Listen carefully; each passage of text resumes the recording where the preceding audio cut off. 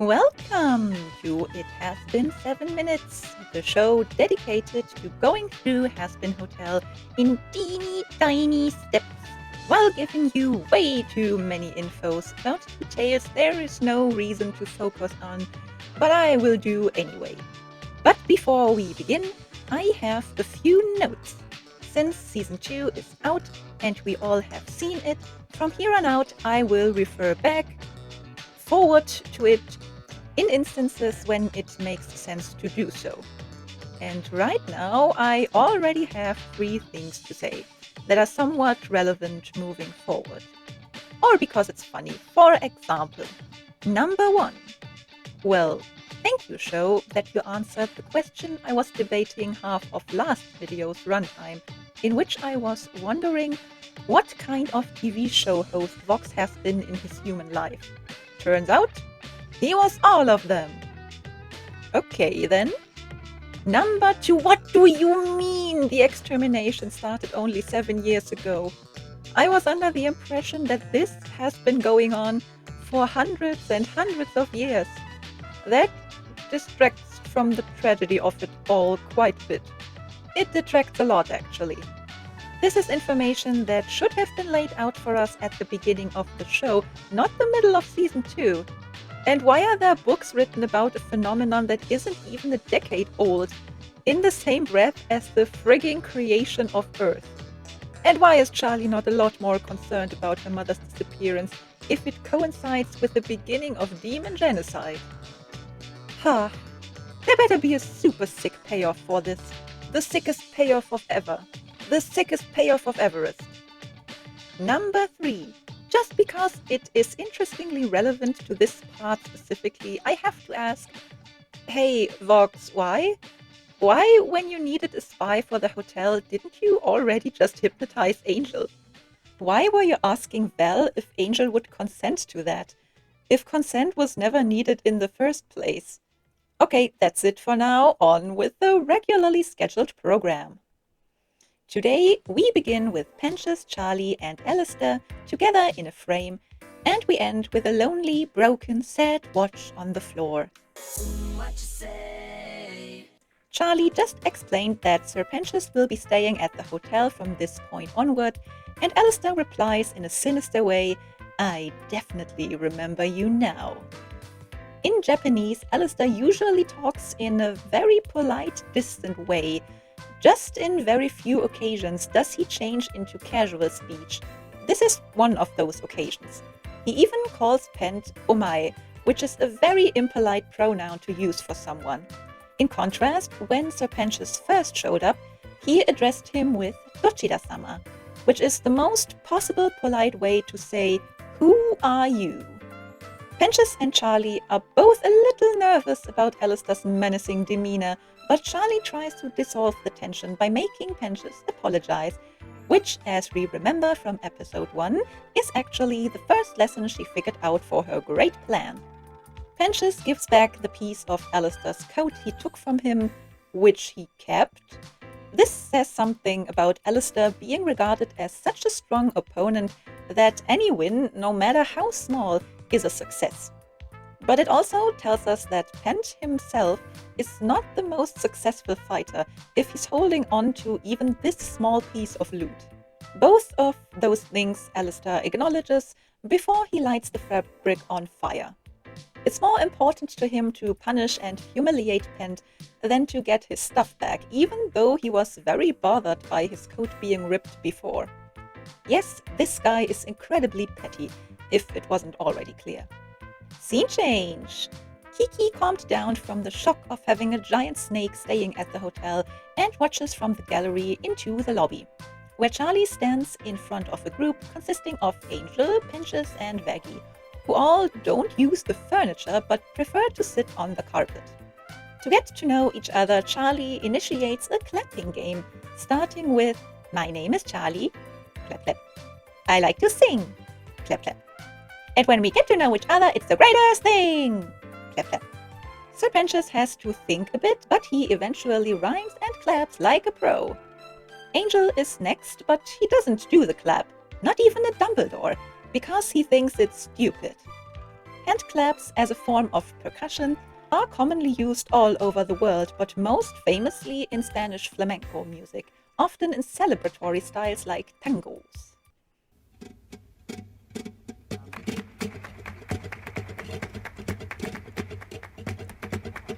It's called palmas, from the Spanish word palma for palm. People who use their hands professionally for this kind of music are called palmeros and palmeras. The way less sexy version of this is called passion and performed in Bavaria and Austria. There is also an urban legend in Japan that says if you clap backwards with the backs of your hands, you will bring a curse upon yourself. And if you see people doing that, that means that you just saw ghosts. This belief was born from the saying, Shinderu hito wa nandemo sakasama. Regarding dead people, everything is backwards. Charlie has learned to clap correctly, fortunately, and she also thinks this is not stupid. Clap, clap.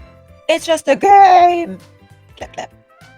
But Angel is too sober for this, so Vaggie mocks him that this is going to be his whole day. But it isn't, because scene change. We see that Pinchas's blimp is parked above the merry-go-round.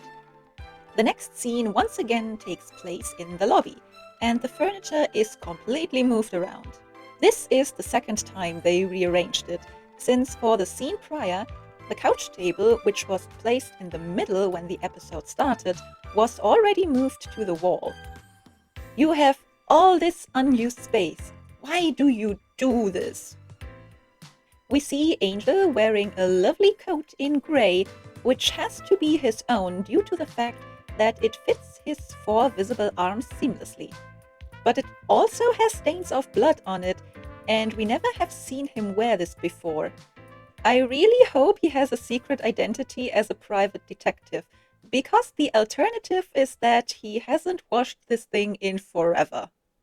Sir Pentious wears a cute sailor outfit while he's performing as a child.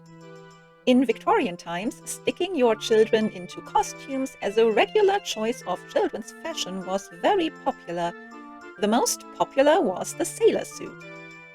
As the trendsetter that royals often are in history, Queen Victoria created the trend when she had a sailor suit made for her son, for an occasion when they were on an actual cruise on their royal yacht. Queen Vicky wrote in her diary the day he first wore it the following. Bertie put on his sailor's dress, which was beautifully made by the man on board who makes for our sailors. When he appeared, the officers and sailors who were all assembled on deck to see him cheered and seemed delighted. Imagine all of the ship's personnel, who probably have something to do while a ship is in active operation, had to line up on deck to watch a child being in a costume being like, "Look, now I'm a real sailor too!"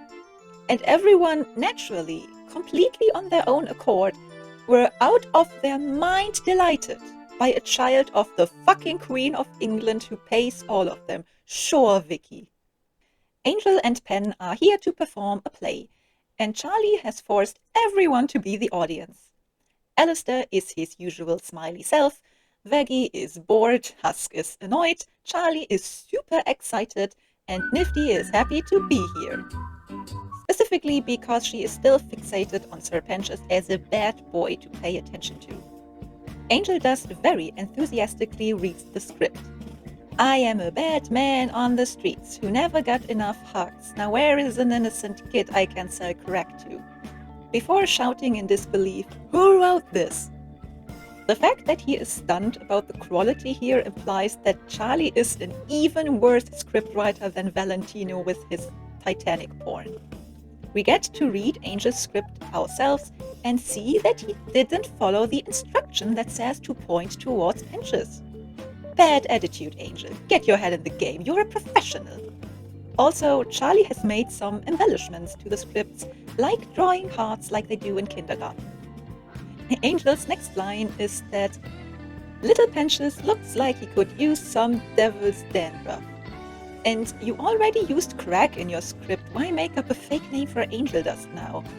Also, bad choice of drug. I have already explained why that's the most unfun drug you could use, but I wouldn't expect Charlie to know that. Watch my video on that girl. Sir Pinches has memorized his speech and goes, "Oh my god! This lolly is larger than his head. This lolly is as big as Nifty. She could use it as a surfboard." Anyways, he goes, "Who, me?" and is asked by Angel to take drugs because they will make him as cool as him, the crackhead. To which he replies, "The only cool thing is saying no to drugs." This is a reference to Nancy Reagan's campaign, Just Say No, which she started in the 80s, and with that marked the beginning of the so-called war on drugs, bringing on a decades-long period of anti-drug PSAs on TV. Well, now we know at least where Charlie took the inspiration for his script from. I kinda wish he would have just cracked an egg boy into a pan and be like, "This is your brain on drugs. A fried egg boy."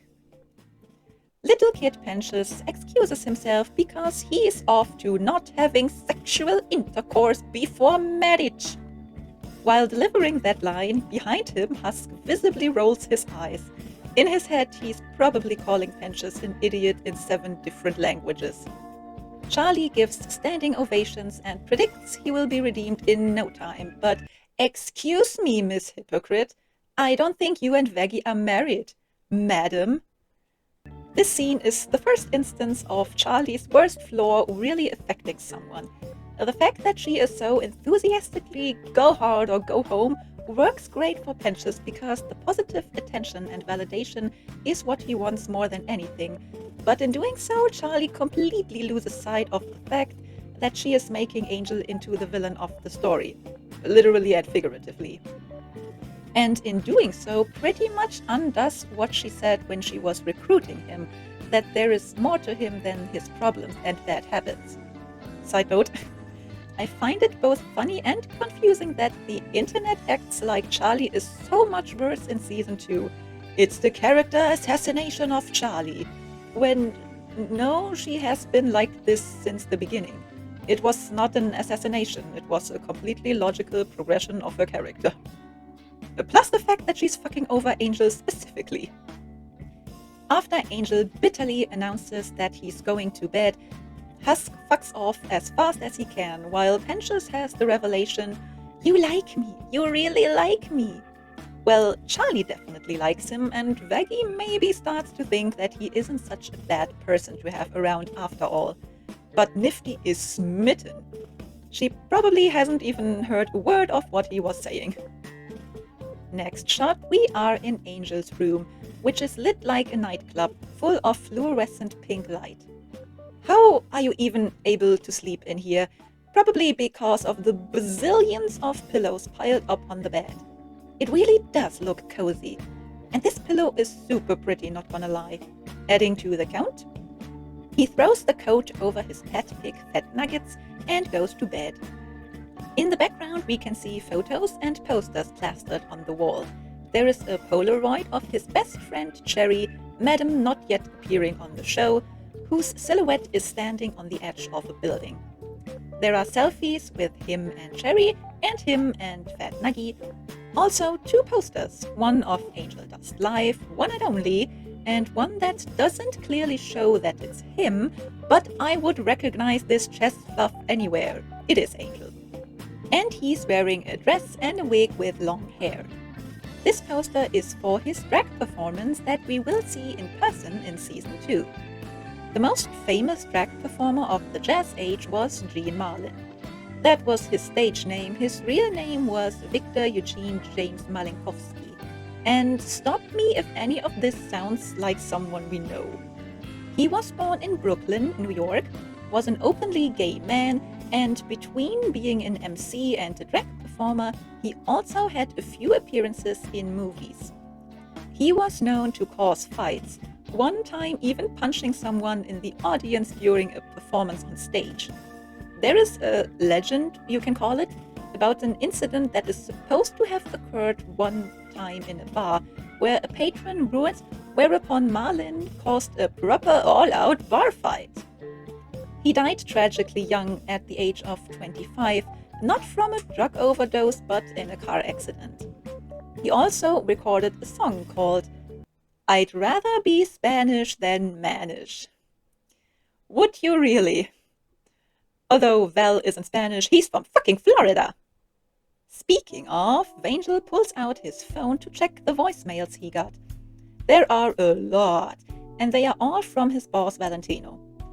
His unstable ass switches rapidly between love bombing and insults, the former represented in their respective wavelengths as hearts and the second as aggressively opened mouths with sharp teeth. Val's VA Joel Perez recorded those voice messages in one go, one right after the other, also alternating between sweet and violent. His last one says, "You really think you can change? Addict trash like you doesn't change. I'll see you soon, baby." All the while, Val's characteristic red smoke sips through the phone and forms a hand that simultaneously caresses Angel and grabs his throat. Even Angel's phone case looks like Val's face is depicted right in the middle of it, judging by the shape of his head and his heart-shaped glasses. Valentino reinforces the damage this whole day with Charlie has already done to Angel, which is to strengthen his already underlying belief that he doesn't deserve more than the treatment Valentino gives him, and that he won't ever be able to earn someone who treats him better than that. Angel can't even find solace in his pet's cuddles as he walks out of his room again, even though Nuggy has a heart-shaped spot on his bottom. Aw, you go wiggle that booty, baby. I like big butts and I cannot lie. Let's forget for a moment that Fat Nuggets here is a hell pig and treat him as if he'd be a normal animal on Earth. In that case, he would count as a teacup pig, a collective term for all the different species of miniature pigs. Because a pig's physiological attributes are similar to a human's, researchers liked to use them for pharmacological tests, but normal pigs weren't really practical for that because of their size and weight. So in the 40s, one of the first miniature pigs, the Minnesota mini pig, was bred explicitly for laboratory purposes. They're called teacup pigs in English because of the fact that right after being born, they fit neatly into a teacup. But of course, they don't stay like that for long.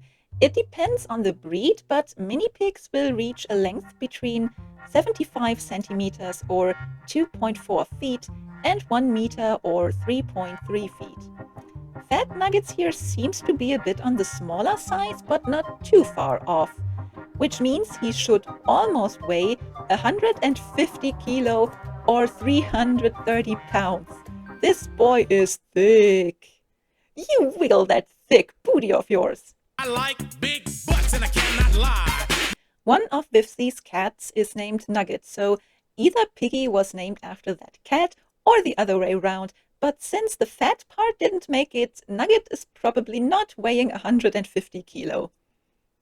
In those unofficial Instagram posts I keep mentioning, it was stated that Fat Nuggets was a gift to Angel Dust. This, it seems, is still true, because in the Season 1 launch livestream, it was reinstated and added that Valentino was, in fact, the one who gave Fat Nuggy to Angel at some point in the past. Angel leaves his worrying pet behind to go back downstairs, and even though he has been in his room for only 50 seconds, everyone has already gone to bed, despite the fact that they were in the middle of talking. I know it's cartoon magic, I'm just being silly. What really surprises me is that Husk hasn't returned to the bar. I kind of assumed he just lives under the bar counter. But he indeed has to have his own room. Or box.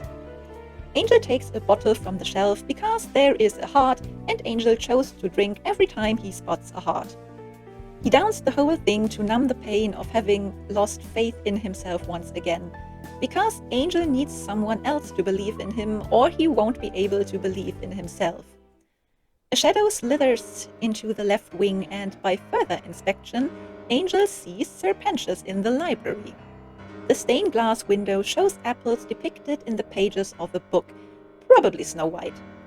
The books in the sparely stocked shelves are torn, moldy, and full of spider webs. I assume Nifty never goes in here to clean because books scare her, because she doesn't understand them. There are also other objects decorating the shelves.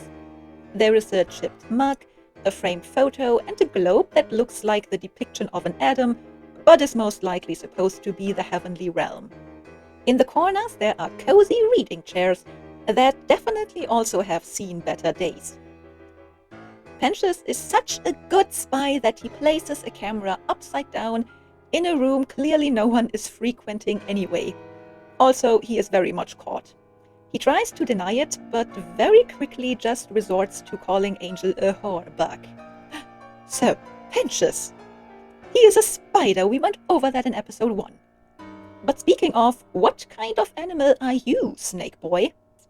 Since he has a hood, he belongs to the family of cobras. The word cobra comes from the Portuguese cobra, meaning snake.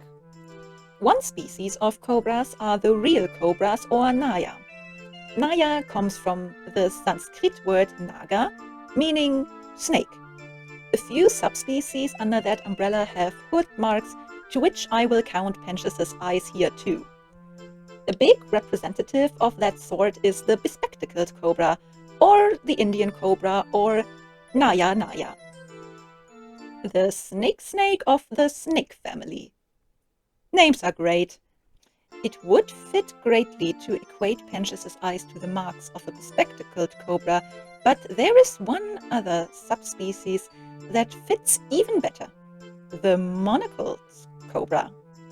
Because as we can see when Penty Boy shows us the back of his head, he has a mark on his hood in the form of one false eye. That fits the hood markings of a monocled cobra, whereas on the same spot, the bespectacled cobra instead wears a smiley. Angel doesn't take the insult well.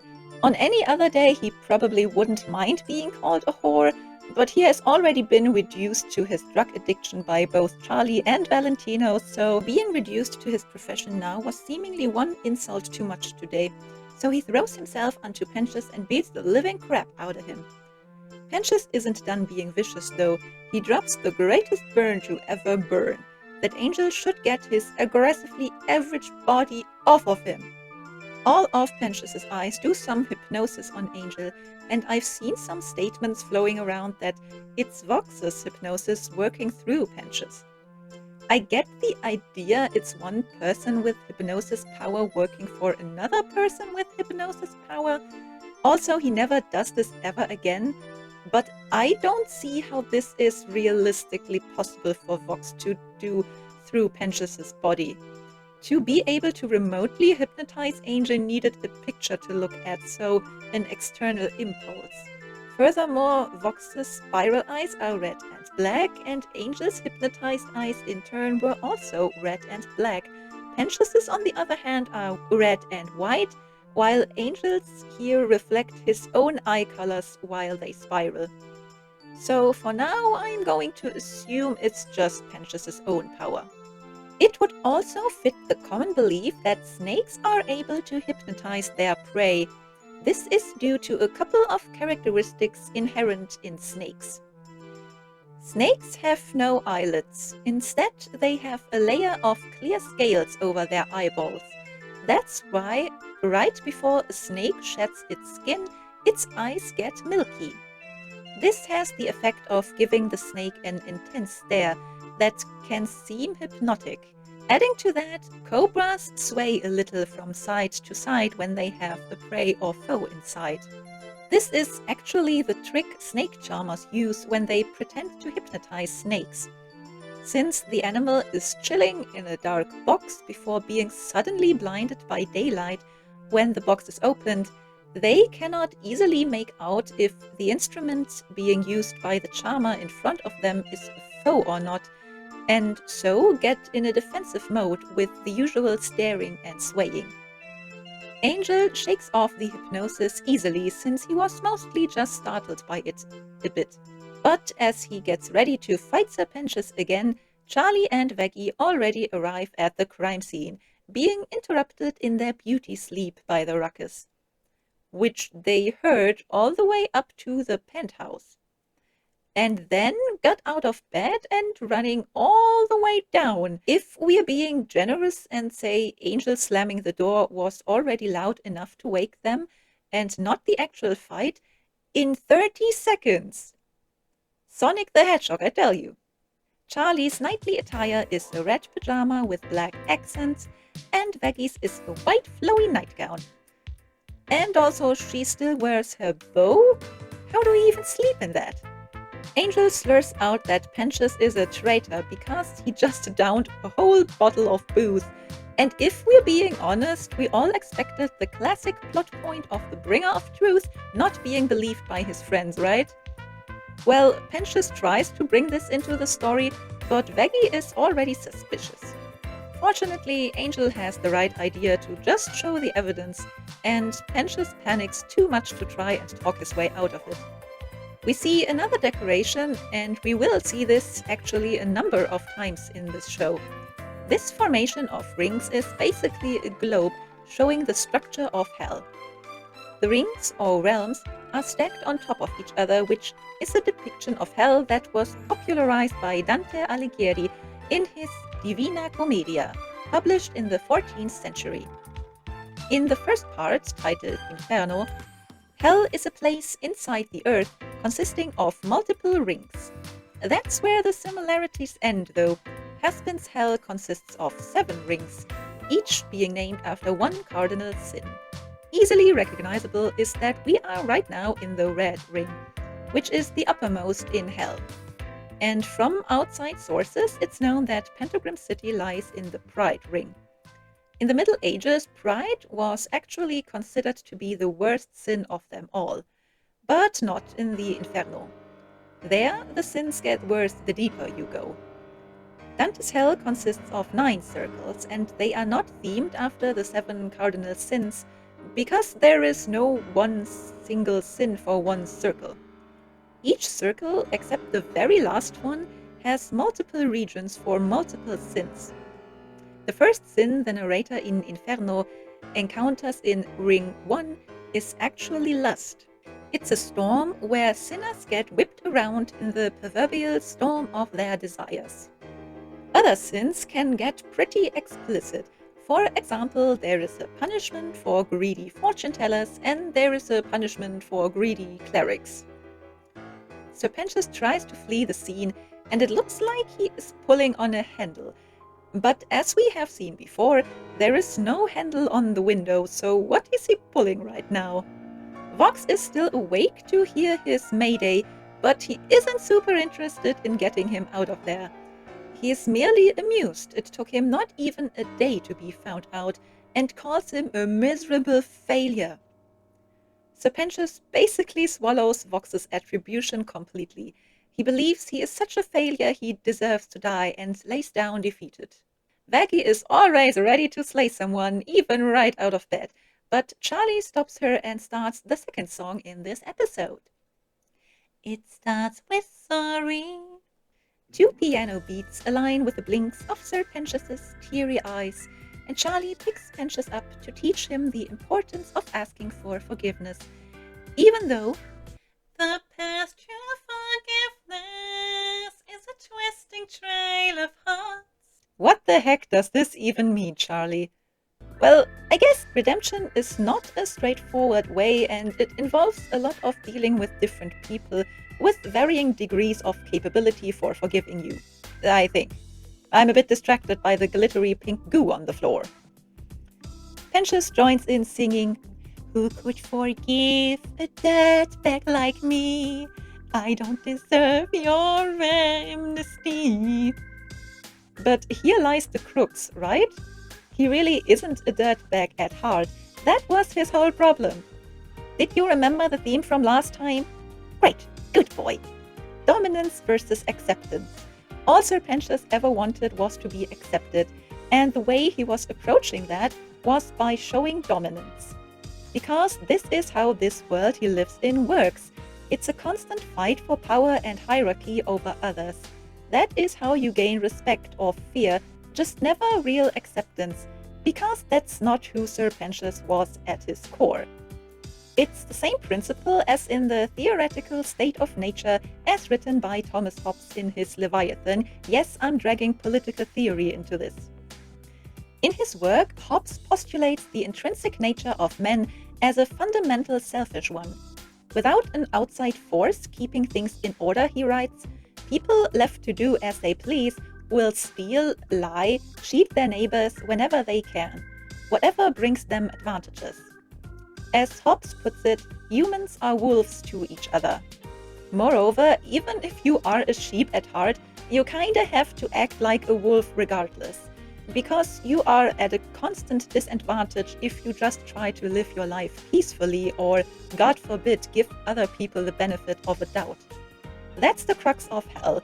In a world like this, even if you don't want to, you have to play the game or you will be crushed every step of the way. This relates back to something I said in, I think the very first video, and that more recently Season 2, Episode 7 validated. And that is that evil deeds do not always stem from an evil mind. Sir Pentious is proof of what Charlie believes in her heart to be true and why she is right in pursuing Sinner's redemption.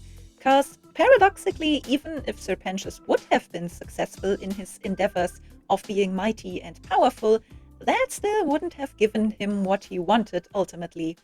He could only find real acceptance for being who he is by finding his kind of people.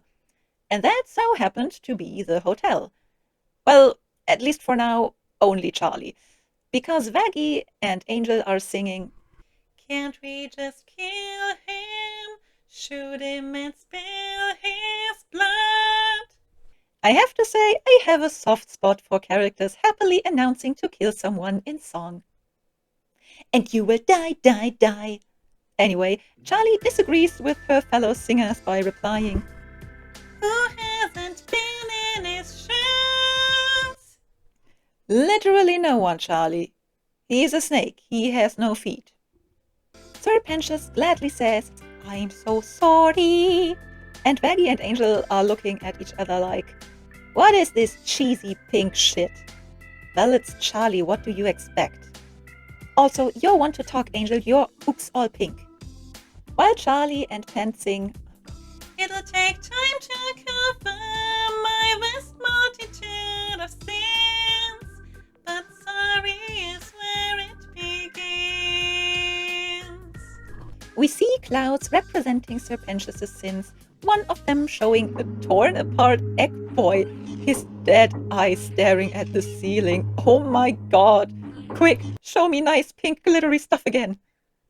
Firework shoots the sins down and is forming the words sorry, signifying that the first step is always the hardest. At the very beginning, this song would have been a very different beast, at least how the songwriters conceived it. They wrote it as a purely comedic piece where Pentious would jokingly apologize for his sins. But this version of the song got completely scrapped, because for this scene to work narratively and thematically, it had to be utterly sincere. And it's nice. I like it. But Nifty didn't. She hated that song. Because now she knows how lame Sir Pentious is and kicks him for not being a bad boy. So I guess she really didn't listen to a word he said in the play. Or taking drugs and having sex is not what qualifies for her as being a bad boy, but doing violence does. Which would mean Nifty has a better understanding of morality right now than Charlie. Nifty for hotel management, guys. In this scene, Nifty wears a cute rosé nightgown with a pink bow on her chest that is embellished with lace. And she wears matching socks on her tiny, tiny feet. She seemed to have a deeper sleep than the other girls, since she was only awoken by the song, leaving Husk as the only one not waking up during this, probably because he's blackout drunk in his box somewhere. Angel still isn't happy, but everyone leaves to go back to bed. As soon as the lights go out, Alistair's smile appears in the shadow and can't resist taunting Vox one more time by picking up the Vox-Tech watch and saying, "You have to try harder than that next time, old pal." Then he gleefully crushes the watch, while we hear a distorted scream from Vox, as if he himself was just being crushed. And as we know now, Vox does indeed try harder next time. I assume after this scene he immediately rushed to Val, being like, Val, I know you don't like this, but I will have to hypnotize Angel to get rid of this fucking deer once and for ow! Did you just throw our gag ball into my face? Vox, it's fucking 3 a.m. And that was It Has Been 7 Minutes for this time. Next time we begin with episode 3. Whee! And a question of the day. Like last time, favorite scene from episode 2. Well, Else and Part from State Gone was pretty rad, right? This has to be mine. Okay, till next time. Bye! The only cool thing is thing. The snake, whatever. The first sin the narrator in Inferno encounters in Wing. His last one says, "You really think you can change? Addict track."